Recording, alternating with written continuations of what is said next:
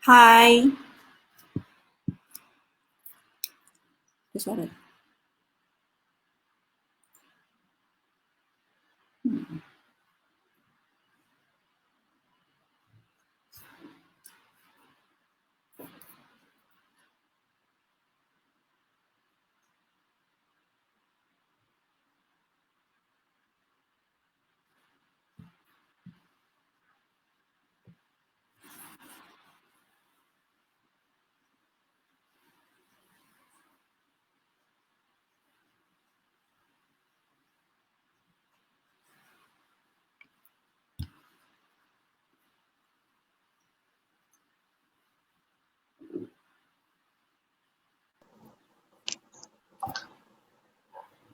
Hello. Hi, Leza. Can you hear me? Can you hear me?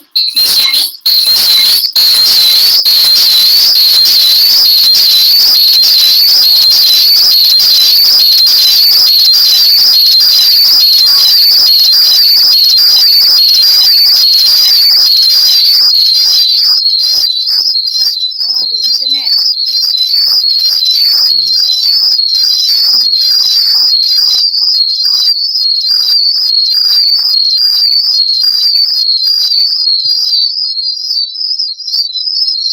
Do you have any devices near you? What's wrong with the voice? Yeah. Okay. So why is the device?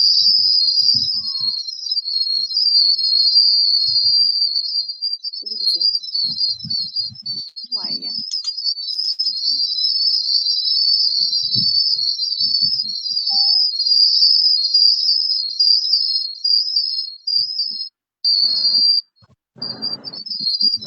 Are we okay now? Let's see. Why is there so much noise?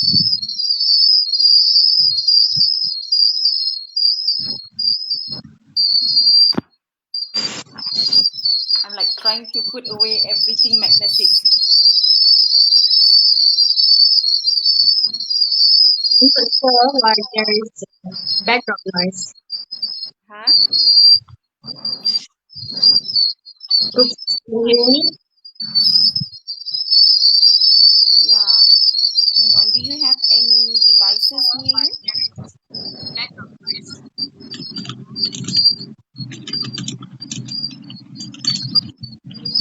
Oh, I think I know why.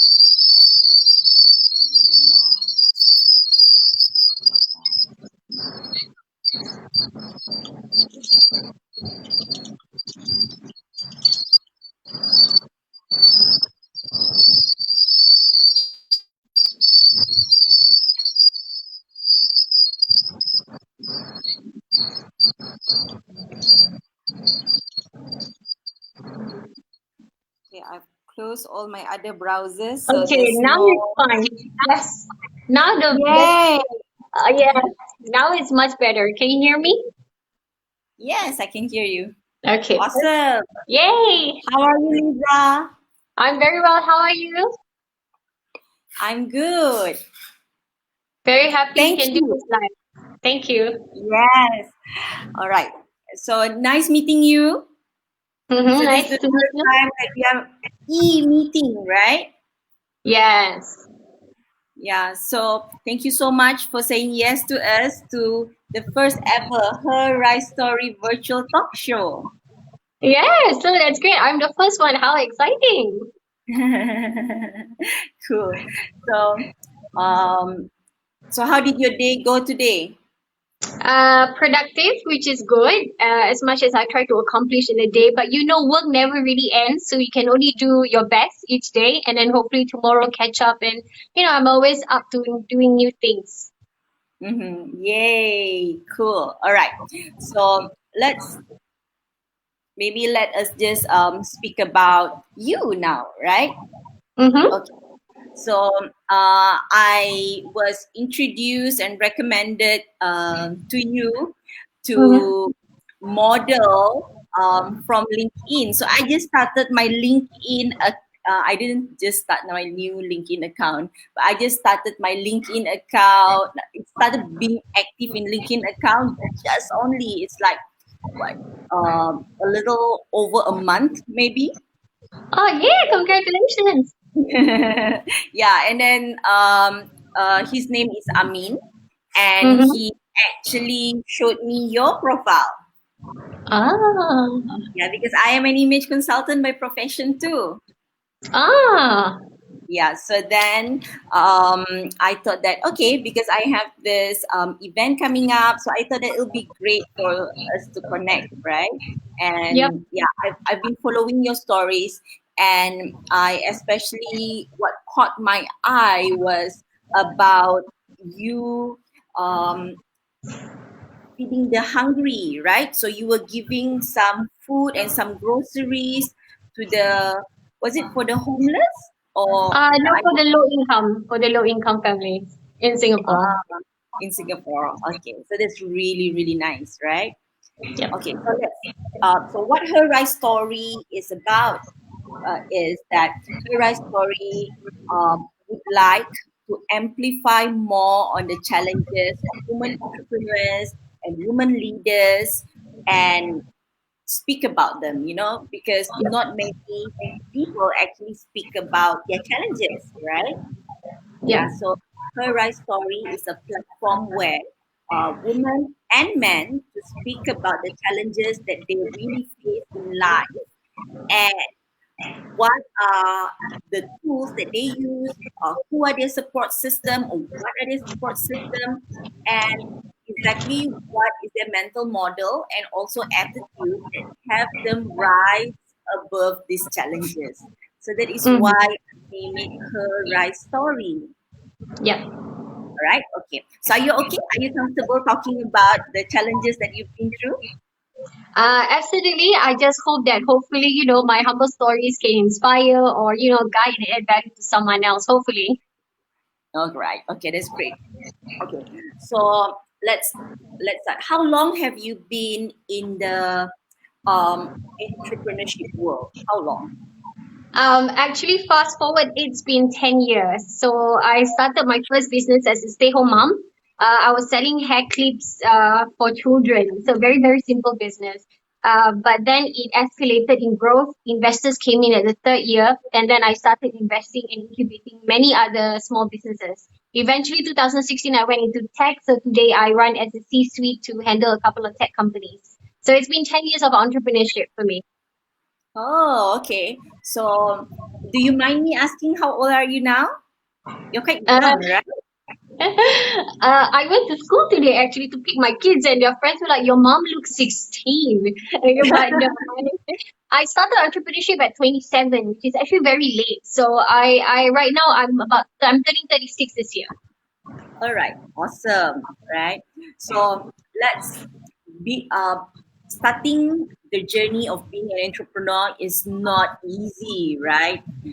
Yeah, Um, so being an entrepreneur myself, I know that especially women, we go through different type of challenges, some small and some very big, right? yeah. So maybe you would like to share what are the hurdles, right, that you have faced becoming a woman entrepreneur. Let's just speak about that first. So I think challenges, right? Firstly, we must understand that challenges is inevitable. There's nobody who do business becomes successful is because their journey is smooth and seamless. It's successful people are always people who overcome setbacks. It's not people who didn't even go through any setbacks. So challenges, we must accept that in different stages in our lives and in our business, different stages, we have different kind of challenges. So when I first started out, right, there's always two kind of challenges. One is internal, a lot of which you can control, and one is external, a lot of which you cannot really control, but you can try the best to manage it. So one of my early challenges is because when I started a business, I was already a mother. So woman Okay. is one, of course, woman obligation in household at the same time as well, having children at the same time. So my challenges is usually with time management, priorities, and of course getting a support structure in place so that I can do and have enough energy to build my business or chase my dreams. So that's one of the earlier challenges. And secondly, as well, because I started out from somebody without a business degree, no, none of my family members are ever in business. So I start with a lot of uncertainty and lack of business acumen, lack of business connection. So that becomes one of the challenges that I face because how are we going to go forward in business if we don't have, network and connections? We don't have capital funding. We don't even understand business in every aspect. So because of that, it's always this fear, this self-doubt that is stopping me from, that's limiting me from moving forward in my business. So that's the second challenge. And the third challenge as a woman entrepreneur, sometimes we are not taken seriously. Why? Because whenever people want to give us a big project or a great revenue project, they always contemplated to give this to a man, for example, because they believe that a man is more committed to a business contract and a woman is not, knowing that a woman is probably caught up with, still juggling motherhood on the side. So because of that, stereotype, people assume that women is not as serious as men in business and that women is not going to go beyond in doing business. And I think that the way women go beyond in business may be slightly different than men. I guess the way we structure our things, our efficiency, our productivity is very different from the way men does it. So maybe women may not put as much labor into it, but maybe women are better at multitasking and delegation of work so that we still complete the contract. So whatever it is, I think that was among the early hurdles I have. Of course, things has changed a little bit now, but that was among the things that I debate with in the very beginning when I first started out in business. Okay. So, so obviously, right, the kind of challenges that you face, I would say that many women entrepreneurs do face the same kind of businesses, and it is same kind of challenges in Yes. businesses, right? Yeah, So very I similar. very similar, very relatable, right?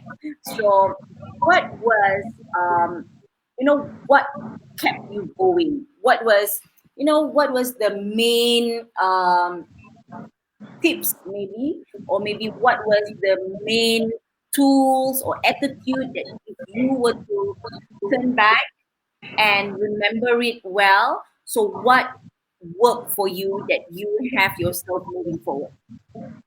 So I learned in time. Firstly, what kept me going? The two things that motivate me is obviously number one, my children. So every time I feel like I'm going to give up, and then I realized about the opportunity that I could have given my children, better lives, better career, better income for the family. So I thought that my children is my main motivator each time I go through a very rough day. At the same time as well, I do read up and see a lot of women who is successful, and I'm always asking myself, why is it not me? Why can that person be successful, but why can't I? So I use basically the profile of people who are successful as an idol that I could probably achieve and get there one day. Now, the three advice that I would give women starting a business, especially women trying to juggle motherhood and responsibility as a wife or a daughter at the same time. Three things, okay? So number one, is to outsource certain things. We are not superwoman, so we cannot be, doing every household chores. We cannot be doing cooking every day. We may not be able to, be at every instance as is when we're needed for domestic purposes as well. So most important is to outsource. The first thing I did was outsource things that wear me down. For example, laundry. Laundry is a very tiring process. But if I were to give my time to laundry, that means I've absorbed energy from myself to give in my work. And if I don't give the best energy or the best time for my work, then I'm not getting the best results out of my work. So in order for me to focus, okay, on my work is to start outsourcing certain things that I could have got someone else to do it for me. Yes, it might cost me a little bit, but the fact that I save and conserve my energy for better reasons, which is for my work, I end up making better revenue anyway. So when women are too caught up with personal or domestic errands, at the end of the day, when you give your business the worst time, okay, the worst energy that you're having, then your business cannot grow so fast. So you just need to prioritize that. So whatever that you think you can outsource, don't be afraid to ask for help. And you'll be surprised at people who love you or people who know what you're planning to do and people realize that you're chasing your dreams. People might be able to support you, especially your close family and your friends. That's one. Number two is be a lifelong learner. So I think that when I first started out, I definitely am far from the knowledge that I have right now in business. I mean, in the last 5 years, I've been doing a lot of lecturing as well and speaking at business summits. And so I would say that my knowledge about business is quite intensive now. But the fact that I started out, I know almost nothing. And with like, I think 1 year corporate experience, I definitely have nothing valuable to offer, especially I'm trying to make business connections. But the thing is, if you want to do better in what you do, is to know how to do it. And so for the things that you didn't know, you must be willing and have an open mind to constantly learn. And learn doesn't mean that you have to enroll in university and sit for a degree for 3 years. To learn means to just be open to listen from random conversation where people share experiences, to be present in a networking event and talk to people so that you can pick their brains. At the same time, to read articles, or posting on social media that could actually teach you a thing or two. So as long as you're constantly learning, asking yourself every day, what new thing did I learn today? And if you do that every day, imagine in a year, 365 days, you will be open and you'll be probably learning 365 new things that, of course, naturally put you at a better level in terms of business knowledge, especially as a founder of a business. And lastly is to be patient. People normally give up because they lose patience. They think that, I'm not successful, I put in so much work, I sacrifice my sleep. After 6 months, they call it quits. And it's too early because honestly, success comes after you acquire wisdom, after you go through mistakes and failures, after you learn important lessons. And that takes time. That's why success is not overnight and success is not easy as if you're buying it off the shelf. Success requires hard work, disappointment, and failures in order to be more wiser, to be better, and to be more knowledgeable. So you have to be patient when you do business.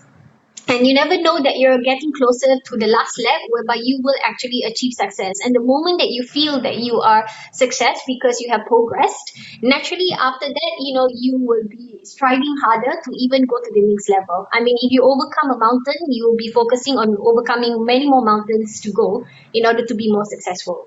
So those are my 3 tips. Okay, so let's talk about the outsourcing, right? So, in another word, that is actually leverage, right? And so many, not only women, I guess many entrepreneurs get into business without knowing the concept of leverage because they tend to want to do everything at the same Yeah. time, right? Okay, so especially when we are moms, right? So okay, let's talk about this. Let's talk about real challenge that we would hear every day. I'm sure that you'll hear about this as well. Okay, Mm-hmm. let's say laundry. Okay, so let's say we outsource laundry because you spoke about laundry just now, right? Okay, let's Yep. talk about laundry and childcare. These are the two things that is kind of important, but childcare is like super important, right? So if that woman comes from a household that they do not have enough income to provide childcare while they are at work or at business, and also to send, they have the luxury of sending their laundry out for outsourcing, then what can be what can be done? So usually I recommend speaking to the people who love you, who naturally care for you. For example, like your parents, or people you know very well. Let's say your neighbors. Maybe you can do like take turns. Okay, hey, today from Monday to Wednesday, how about you look after my child for 3 hours a day, and then on weekend I will look after your child 3 hours a day, so that you can do something else. So you can always barter trade because mothers would like it if somebody that I trust is willing to look after my child for 3 hours so I can drive my own personal errands. So maybe I do it for you since I have to look after my child. I look after yours as well. And then the next time, another day, you do the same thing to me. So you need to be very smart and creative on how you can leverage on the people around you based on what they can or they can afford, or in terms of time as well, how they can support you.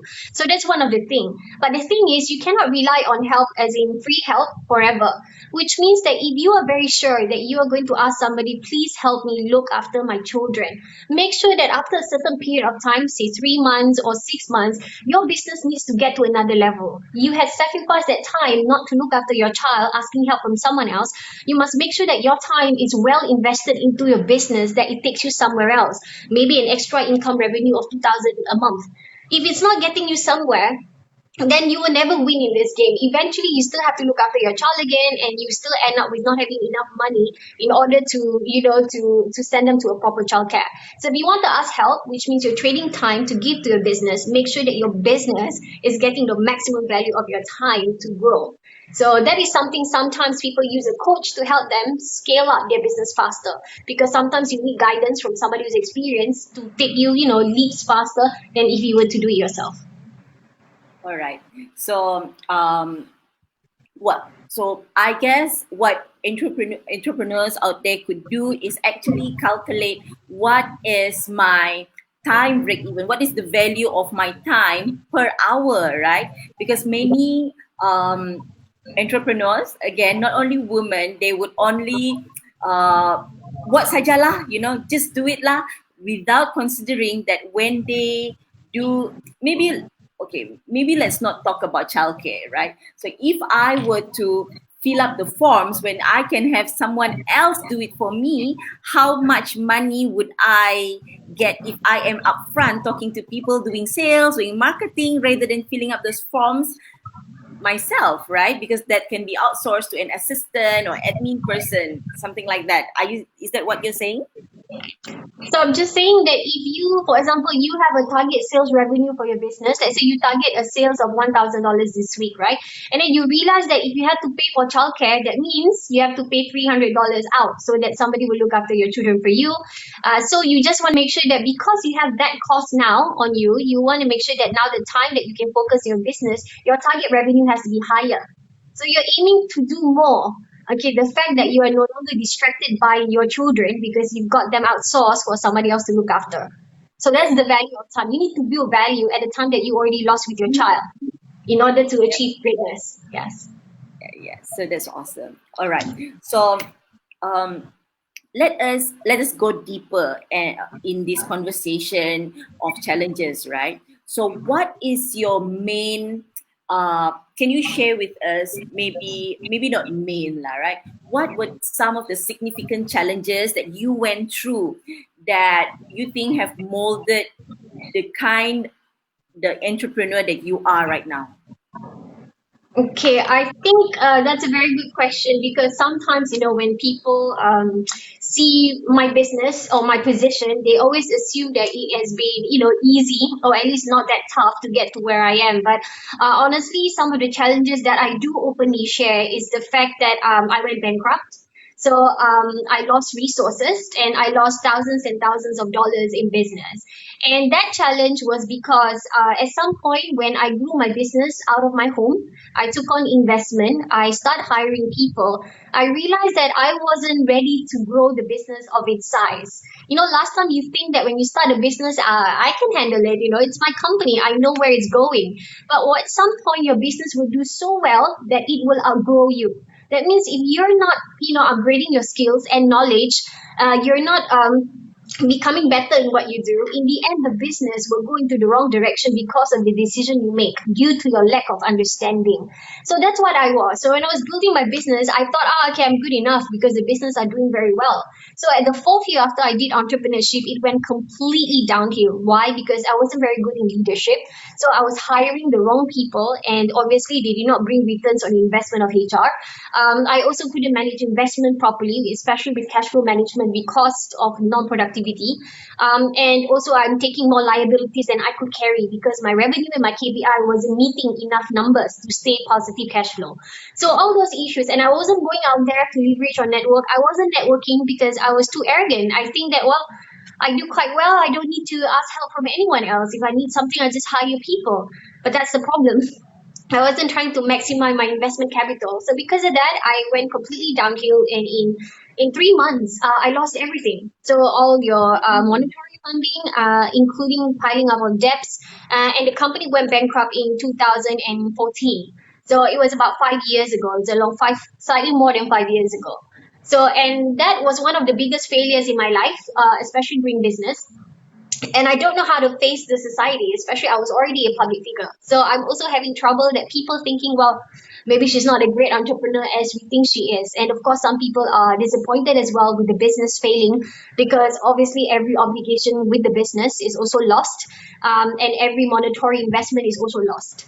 So I was dealing with that failure and I thought I would never recover. But somehow or other, I guess I picked myself up 18 months later, raised more capital funding and rebuilt the business, making it more global. And now I thought I'm a little bit smarter now. So I have more safety nets to make sure that the business doesn't go back to the path that it is. But one thing that I really walk away from is that always learn new things because you'll never know everything enough and you'll never be an expert because your business eventually will outgrow you. Okay, and in fact, it wasn't you growing a business. At the end of the day, it's your business that's growing you. So you need to live up to its standard. It's the other way around. All right. So what was the so you said that just now learning, right? So the biggest thing that you learned from it was learning, always learning something new. Yes. Um, so always learning something new. What did you learn while picking up yourself during that time? During that time, okay, for first 6 months when I was going to bankruptcy, I was miserable. Okay, you can see me every day. I obviously am very, very just a depressed person. Okay, and you cannot blame me. The fact that everything changed for me really quickly. So I've lost my penthouse in KL, came back to Singapore, lived in JB. So everything was not normal to me. I was so used to living a good life, and I lost everything. And then at the same time as well, I was handling a lot of negative feedback and defamation. So that adds to my depression. But I realized one day that I got so sick of blaming people. I got so sick of blaming people and pointing blames to other people, saying it's their fault. That's why I got here. And I thought to myself that, hey, if I really want to recover, because I still got a life to live, okay, and I still got children to feed. So if I'm serious about recovering, I need to go back and study every single milestone of my business until right up to my failure and find out where are the loopholes. How do I solve those loopholes? What lesson do I need to learn so that it will never happen again? So one of the things that I learned is actually investment, capital investments. So do you know at that time when we were going through bankruptcy, right? What people doesn't know that when you want to go through a business as bankruptcy, make sure that it's a private limited entity. If it's not a private limited entity, which means it's a sole prop business, all your personal assets get affected during the time of bankruptcy, which is why we lost houses. Okay, so which is very important that when you want to build a business, you build something as private equity, as a private entity. And the other thing that I learned about investment is not about taking money as a loan and then paying it back because that liability is very heavy on the founder. Just imagine if you loan somebody $100,000 and knowing at some point you need to return this $100,000, and that is quite that's quite a burden to carry because your business is uncertain. You never know in the future where your business is going. Of course, we all take the risk. So there's also investment where it involves trade equity funding. So trade equity funding is just trading the shares of your company to an investor who's willing to take the risk with you. So therefore, if anything happened to your business, both of you suffer losses. Obviously, you with your time and money, and him with his money as well. But if the business goes successful, then you win together better. So that kind of arrangement I didn't know until I spoke to lawyers and investment bankers and studied all the different investment model. And once I know the model, our company only proceed to raise more capital funding through trade of equity instead of taking any loan, bank loans, and secure collaterals. All right. And I also would like to know, right? So when you were going through that bankruptcy, what was, of course, in the beginning, you'll be very sad, you'll feel very low, very down, very disappointed, very frustrated. And I think all that mixed feelings, right? But Yeah. as you were picking up yourself, what was what was the mindset? What was the shift in mindset that you had? I calculated my losses from the bankruptcy year, and it was about half a million Singapore dollars that I lost in the 12 months prior to bankruptcy. So I thought to myself that, wait a minute, not everybody has $500,000 to lose. Okay, I lost the money is because I could earn it. So that becomes like a ticking point, right? You go like, wait a minute, so which means if I can lose something that I've earned, I have the capability still to earn that same amount of money. And in fact, I'm smarter and wiser right now. So maybe next time I would earn much more than $500,000, but just being more careful not to lose it. So that was the first mindset shift. I realized that I haven't got into this state because I lost something substantial, an amount that's substantial, and I lose it because I could earn it. So when I realized that it was a part of me, it's a skill I have in making money, then I definitely do not want to give up. I wanted to use the same skill given more time and proper planning to build the same amount of wealth. So therefore, I didn't think that it's a bad thing at all. And secondly, is of course I have these 4 words that I say to myself every day because it's never easy trying to pick yourself up, especially doing business when nobody really knows you. These 4 words that I told myself every day when I want to give up is just one more day. And it's a very powerful thing because sometimes when you think that you want to run a long distance, it's very stressful. You don't know where you'll be in a year time. You don't know where you'll be in 6 months time, especially trying to pick the pieces up together. And I wasn't making money at all. So I told myself, how about just one more day? Let's see where tomorrow will take me. What all the things that I did today, all the decisions that I make today, all the strategies that I tweak today. I'm dying to see where it will take me tomorrow. So let's just go for one more day. And that goes on, goes on, goes on, goes on until of course I recover in time. It's like one step at a time, right? So let's just handle today first. Okay, one step at a time. Yes, make the best out of today. What did you learn most today? What did you change today? Everything. And then tomorrow, do the same thing again. And if nothing happens tomorrow, tell yourself just one more day. All right. So, and what was actually the inspiration that you had, to push you forward? Because we all have that, right? And I know that mothers like us, we would say that it's our children, right? So I say to people all the time, so it's for my children, right? So my children are my inspiration. Let's go deeper than that, right? So what really is your inspiration? If you were really to think about it, right? Why are you pushing yourself every day? Just one more day, just one more day. What is it really? I think I'm here to leave a legacy. The thing is, we all have one life, and we can do so much with our life, especially if we look at impacting as many people as we can, because all of us have something valuable to offer. It's either our experience, our wisdom. We have something to let people know, and that could inspire other people to improve in their journey and become a better person. And that was the opportunity I wanted. I didn't want to be just a stay-home mom. I believe so much that I could do so much more as a contribute, which is why you see me doing a lot of charity work, social talks, and appearing in business summits or lecturing universities. I do that because every day, I'm always about giving value to people. And I also believe that the universe works such that if you give out good things to people, it goes around and it comes back to you. So another day when you're in trouble or you're in business problems, there will always be somebody sent, okay, or some light that's going to show you the way of how to solve your problem because goodness goes around. And so the legacy I also want to leave behind, that if anything happened to me or in time when I get old and passed on, there's stuff that's left behind of me. Maybe people will Google my name and people will find videos of me talking at events and still with content that is relevant to people to carry forward in their life. It's amazing that, when sometimes we read history and then we learn from the wisdom and the knowledge of those people who lived way in the past, 2,000 years ago, and we still talk about it right now. So it would be amazing if I could have that, opportunity to contribute value that will stay on even when I'm gone. And I think that's the real achievement more than any monetary benefits whatsoever. It's just to leave to impact, knowing that if I die, I did more than just exist. And you make your mark, right? You You make make your mark for good reasons. Yes, for good reasons, you make your mark. And maybe your children, they need inspiration and you're gone, they could just go back and see your value again. Okay.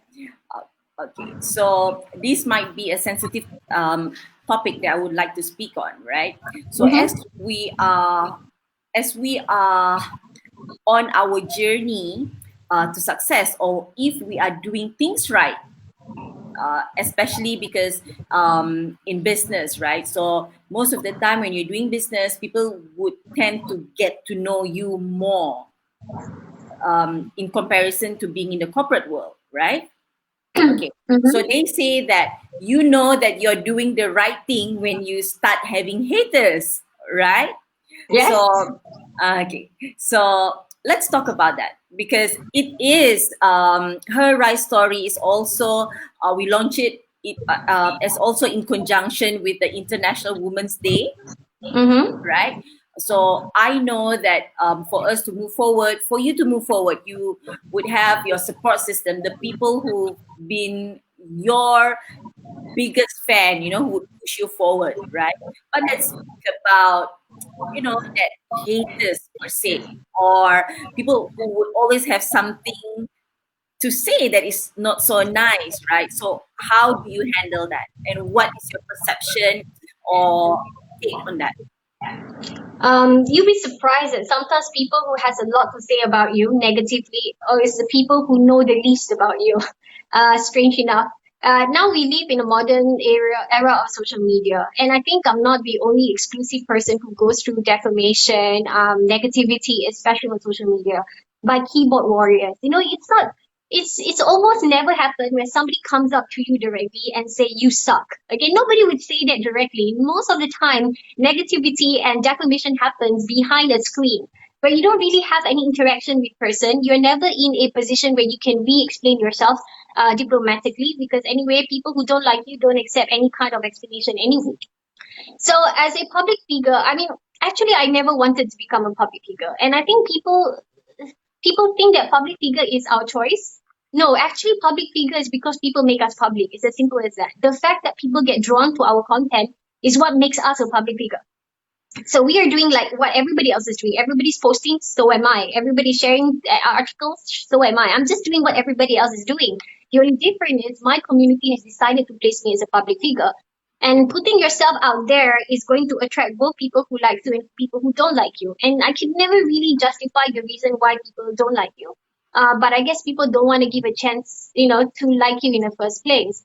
Initially, I was very, very affected. I went into depression when I was going to bankruptcy, because there was 8 months of very, very bad defamation. And the defamation happened particularly is because, people were not happy. Some of them are probably ex-employees. And then a lot of rumors are going on just to make sure that I don't stay appealing and attractive for my next line of investors, because I will recover when investors appear, right? So they don't want you to recover. They even go to the extent of actually terminating my contracts to stop any kind of funding or actually revenue back to me, to make sure that the bankruptcy would hit me really hard, that I lose the motivation to rise again. So these are the things that I thought one day I would write in a book, and I'm actually very appalled at some haters that goes to the very extent to make sure that you don't succeed. But as I mature, right, that's the thing. I thought one day that I would never forgive these people, okay, because I take it too hard, the fact that they caused me depression or they delayed my progress in success. But I realized that success for somebody who's working hard is inevitable anyway. If you're meant to shine, in time you will anyway, no matter how people try to bring you down. So actually, what they did was probably just grooming me to become better mentally and emotionally to face even harder challenges in business. So when I look back at my haters, I try to understand their position now. That maybe they're in a position, maybe because of jealousy or because of unhappiness, but it must derive of something that didn't work out in their lives. And all we can do from human to human is feel sympathy. Practice compassion. If we can be compassionate to the people we love, we can be compassionate to everybody in humanity. So if we think that maybe they're going through a difficult time, maybe their business was not doing very well, maybe they're going through certain losses themselves as well, and maybe they are jealous because they have been working so hard and not progressed as much as I do. So whatever the reason is, as long as we are practicing compassion, it makes us a kinder person. So their existence give me the opportunity to be even more humble, to even be more modest, and to realize that life is just a wheel up and down. And maybe people cannot control themselves emotionally, but eventually they will learn their own way. Maybe there will be experiences that will educate them on how to behave better instead of being negative towards someone else. But now, even if I see any negative feedback once in a while, and I know it can affect women entrepreneurs especially, because we are emotional creatures compared to men. Okay, men, they read something hateful, they don't care, they move on. But women, sometimes we do a lot of good things, and then we see one hate, and then we become this so self-absorbed, we become depressed, and we think we're not good enough. and then we think our haters are true. So now when I read anything negative about me, I just read it from a third party perspective. Because if it wasn't me, I don't have to feel guilty about it as if they're talking about me. I just assume they're talking about someone else, and I don't have to be defensive because that's not my job. My job is not to validate every single decision I make for my business, for my company interest. So whenever people trigger, to make me just as mad or as angry, I decided not to, fall back to that lowness again and be like them. So I just decided to be the bigger person, forgive, let go, move on, and wish them all the best. And I realized that by not holding grudges against your haters can either inspire them to be nicer, okay, or number two, just makes you a better person. Therefore, you become a better parent when you teach your children good principles of life. So it doesn't worry me anyway, but I expected it and I still will expect it for the next 10 years as long as I'm public. But it's okay. And I guess that energy of dwelling over what haters would say and what haters will do will it's a wasted energy channel at a wrong place, right? And I guess that energy is better used to developing the business, more time with the family, and more time with friends. Exactly. Yeah, exactly. We just must keep in mind that when we do business, not everybody is going to like us. We are not going to please everybody, and that's okay. They have an opinion of us. We have the rights to have an opinion of them. We just may not share it openly. They do, but it's also okay. We wish them the best. Remember, if your haters are happier because you wish them the best, they will not be talking about you anymore because they will be so busy chasing success. Right? Okay. So, um, so let's speak about mentors, right? Do you have any mentors, or do you believe in mentors or coaches for yourself? I don't particularly believe in a single mentor. My definition of mentor is different. I always believe that instead of having one person that you pay for to give you the one direction of business, you want to consider a different kind of coaching. And I'm talking about not having multiple coaches, but learning from random conversations from random people. You see, you learn the most, okay, from different people in different industry because it gives you a wider landscape of things and make you understand business acumen better. So for me, right, I learned a lot of business not by having a one fixed mentor, but I learned a lot about business by talking to industry experts in random conversations on a random day. And sometimes I never see them again. I saw them one time, I know what they do as a living, and I ask the right question so that I can pick their brains and pick up good knowledge that I can go home and apply in my business. So for me, as long as everybody's a learner and educator. So as long as you ask someone the right question, you'll be surprised that information they share with you, okay, could mentor you or shape your journey to be better. So as long as you, like I said just now, open to constant learning from everybody. So I believe mentors are everybody actually. That's what I believe. All right. So I do believe that because I think that there's always something to learn from every conversation that we have with anyone, right? Yes. Whether yeah, whether we can duplicate that, whether that is something that we can model or something that we probably choose not to do in the future. Yes. Correct. All right, so let's speak about. So we were talking about challenges just now, right? Let's talk Yes. about. So we've spoken about the past challenges. So the world now is on an outbreak, right? Yes. Yes. Yeah. So the COVID-19. How has that been affecting you? How has that, has it been affecting you or your business?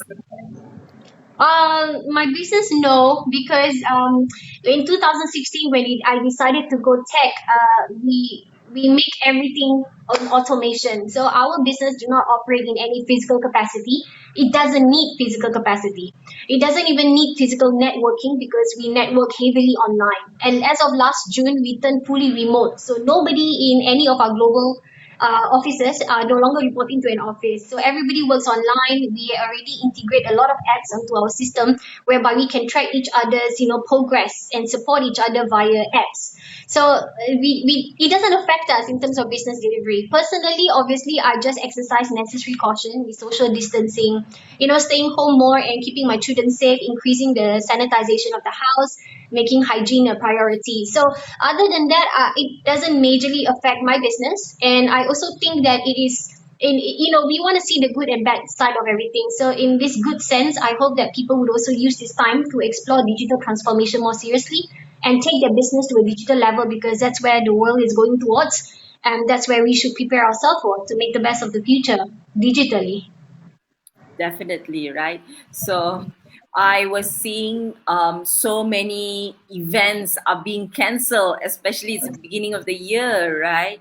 So yeah, I'm so thankful to the digital era that it's possible, right? It's possible to Yeah. go digital. 20 years ago, we would not be able to do this, Like 20 years ago, if there wasn't any event, we don't. So we're very lucky that we're in this era. You're in KL, I'm in Singapore, and we can just go online and everybody else can tune into us. Amazing. Yeah. And another question that I would like to ask, right? So I think that many people would want to know this, especially myself as well. Um, Being a rookie in the LinkedIn space, right? Okay. So why LinkedIn? You have nearly. So I was trying to verify whether the messages that I've been sending out is true or not, right? So yes, you have nearly 100,000 LinkedIn followers to date, right? 95, 96,000. Yes. So why LinkedIn, and how has it been uh, an impact to you? What kind of impact? What kind of benefit to you? Okay, I never really share the truth with any, because nobody really asked me why I go on LinkedIn. Okay, so I was on LinkedIn in 2017. That was the first time I heard about LinkedIn. So I never knew LinkedIn exists, okay? Because I was always in my Facebook community since a decade ago, because I started as a stay-home mom, and my clients are usually women and moms, so they are on Facebook already. So I didn't know about LinkedIn until 2017. But the move wasn't because there's something about LinkedIn that attracted me. It wasn't because somebody successfully did something on LinkedIn that I was appealed to go on LinkedIn. To be honest, it's because Facebook was not working out for me anymore. And not because Facebook has no more opportunities of business, no. It was because I was going through a period again as a public figure, a second round of defamation. So I had a lot of negative, okay, and haters are setting up fake pages of me and purposely making sure that I would not continue to succeed. It's just a lot of personal unhappiness on Facebook. And I had no choice. I had to leave. So I had to leave because it was too much for me to take. And I took a year off of Facebook. So I wasn't even online and posting at all. But during this time, somebody told me, a friend of mine, he told me that you have start writing very good business content. It doesn't belong on Facebook. It belongs on LinkedIn. And I'm like, what is LinkedIn? And he goes like, oh, it's like Facebook, but it's more businessy. And that's all he told me. And I went on LinkedIn, started an account, and I barely knew 20 people, 20 professional people that's on LinkedIn. I don't know. I only know 20. And then I'm thinking, how am I going to make it if I don't know anybody? On Facebook, I have, at least quite some followers after many years. But on LinkedIn, I just don't know anyone professionally, enterprise level. So I went anyway and I started writing content, all the information I know, my business knowledge. I started getting involved if anybody needs me to help them with anything, hosting a show, anything like that. And I was sharing about my business as well. And I didn't know that my story, when I share about my challenges as a mother, as a woman entrepreneur, and I was very open at sharing about my challenges, including, handling with negativity on Facebook, which is why I left in the first place. And that attracted people in 3 years to be close to 100,000 today. So, and I honestly, if you ask me a personal question, could I do without Facebook? Yeah, if I had to choose, I would shut down Facebook anytime. Okay, compared to the benefit LinkedIn gives me, it's beyond words. To be honest, right, the only reason why I could be really successful in the last 3 years was because I leveraged on so many people that I acquire on LinkedIn that I would never find Mm. on Facebook. So LinkedIn gave me, for example, my investors. Okay, and they come from more than 10 countries. People who I don't even have to meet in person because they follow you enough on social media to build an online trust. And our company is represented by legal mandates. So as soon as somebody expresses an interest to fund your company, money get wired over, document gets signed digitally. Nobody needs to meet. And so because of that, LinkedIn it being a more established platform, you generally find these kind of people who have capital in countries you've never been before. And just your idea is great, your profile is great, your credibility is great, people fund you. Simple. So we've raised multiple funding for the business over the years. I franchised my business. I was supposed to be a Singapore company. That's it. That was a plan.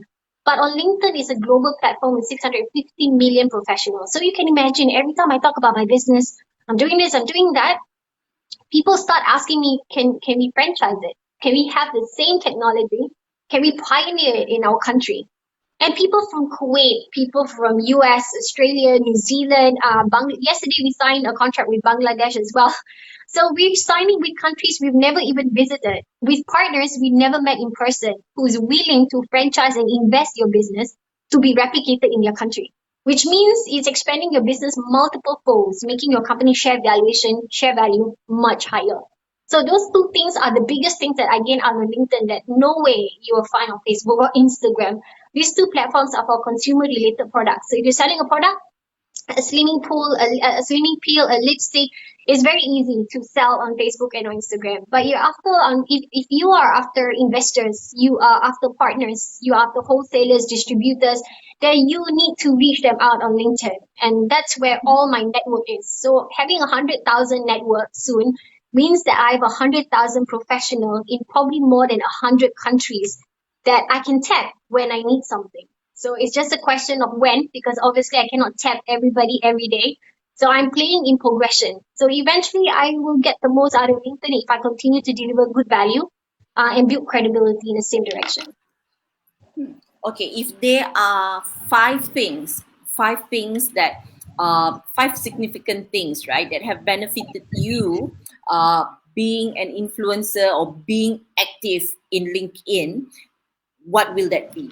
I'm noting this down. Okay, number one, LinkedIn adds credibility. If you have a million followers on Instagram, it's not the same credibility as having 100,000 on LinkedIn, which is actually even higher credibility.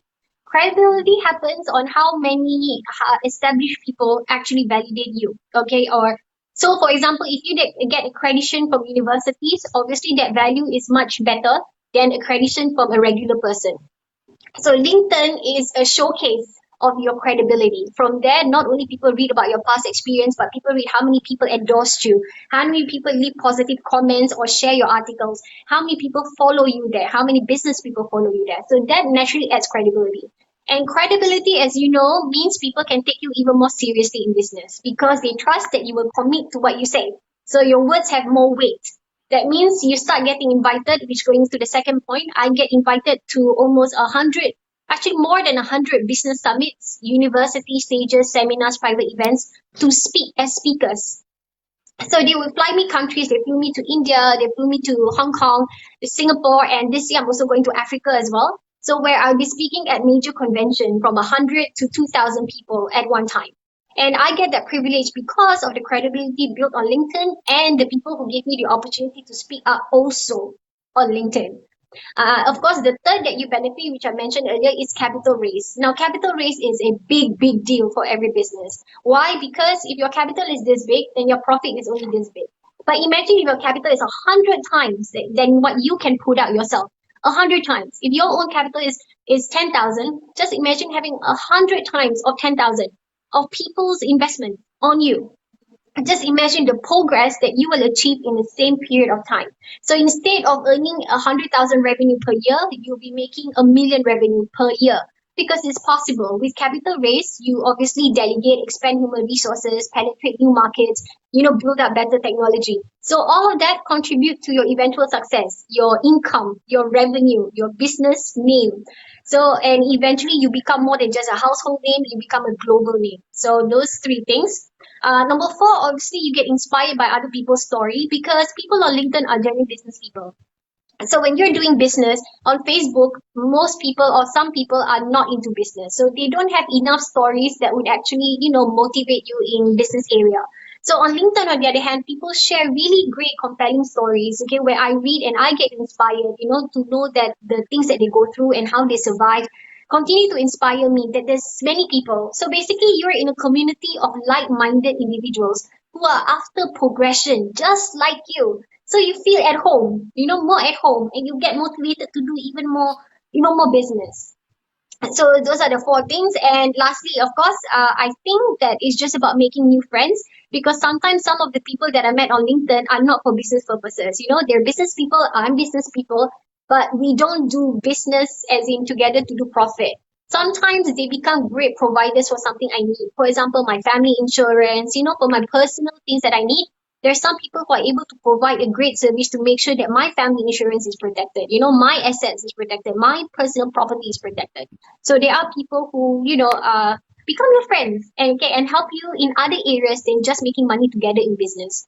So I think that's the five things, probably more next time. Five things that I think benefits me on LinkedIn, which is why I even if my business I think didn't do well this year, for example, whatever circumstance, even if my business wouldn't do well, the fact that I know that I have 100,000 network, then I know that I could always find among these 100,000 the next person I could leverage on or next capital raise that I can help rebuild my business or to thrive better.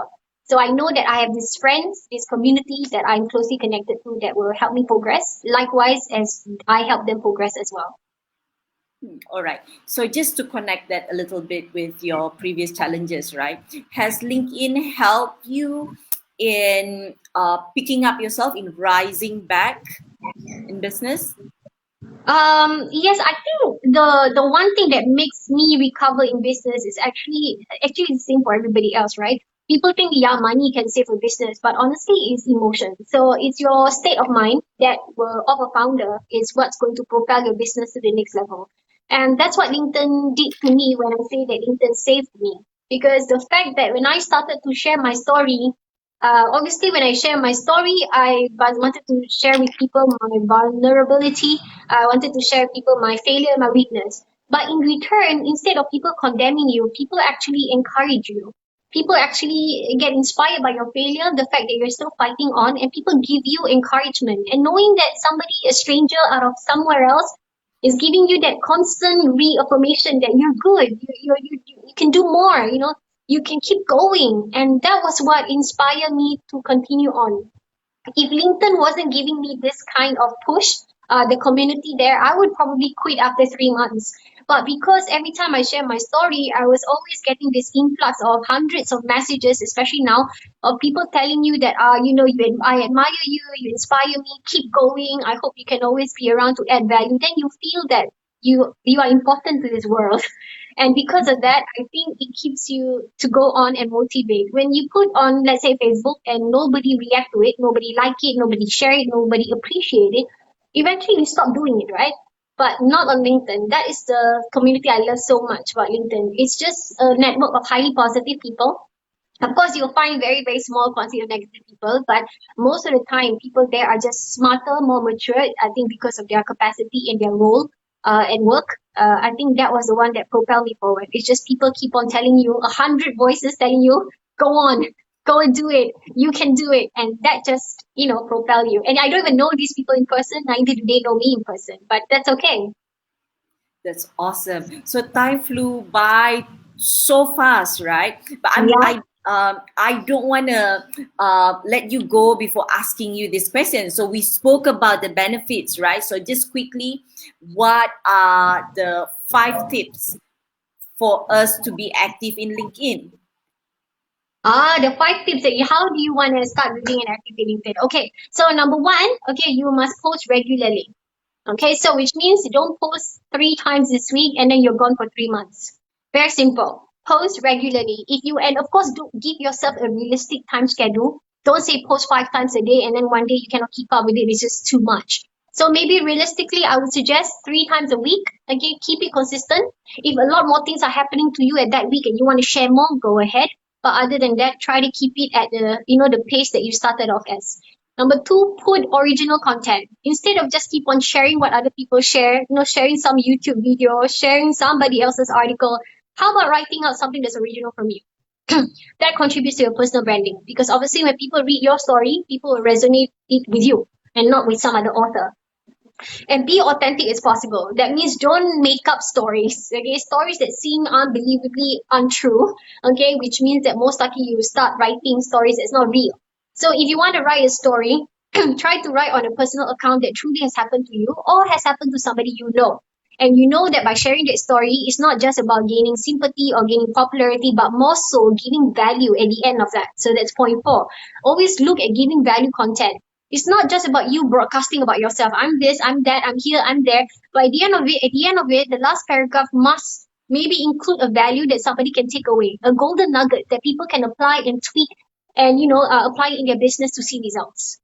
And lastly, I wanted to say is don't be arrogant, which means that if people start to give you attention in terms of reaction, people comment, people like, give acknowledgement of thanks. Okay, give acknowledgement saying thank you so much for following my post. I hope everything is well with you. Start conversation. Every time when people comment, it's actually initiating a conversation, which means you can take it to the next level by building an online friendship. Therefore, you can leverage on that friendship another day. So if you refuse to reply any comments, for example, or you are just not entertaining anybody who leaves you private messages, then there's no objective of being on LinkedIn because LinkedIn is to connect to people so that you can do the follow up, okay, to get you somewhere with the connection. But if you're not even entertaining any private messages or inquiries or potential customers, then obviously LinkedIn is just a waste of time for you. So those are my 5 feedback when you want to make it on LinkedIn. Do it consistently, and then you see the results as the community builds up. Okay, so just to wrap that up, you said post regularly, put in original content, articles, put in articles that could, Give value. could be could give value, right? A valuable content. I missed out number four actually. Now that you mention it, I am trying to think what did I say for number four. I remember number five, okay, that basically we say to do the follow up process, again, not to be arrogant and to respond to people. So I'm just missing what's number four. Maybe we have to look back at this video later on. Yeah, But by the way, if you're looking at even more deeper tips, I just want to let you know that I have a YouTube channel, so youtube.com/Leza, where I share a that's lot of awesome. how to succeed on LinkedIn. Everything from polishing up your LinkedIn profile, what to write in an experience, everything is there on my YouTube channel. That's cool. All right. So thanks so much again, Leza, for spending your time with us, right? So it's a Thursday night, it's a weekday night, 8 p.m. to 9 p.m. I hope that you had your dinner already. I will be having my dinner later because I eat much later. I do intermittent fasting, so I eat very late in the day. So the next meal. Yeah. Yes. Oh, cool. All right. So thanks again. So we'll keep in Thank you very touch. much. Yes. Thank you for Thank you being very part of much. Her Rise Story. Bye Thank you bye. for having me. Bye bye.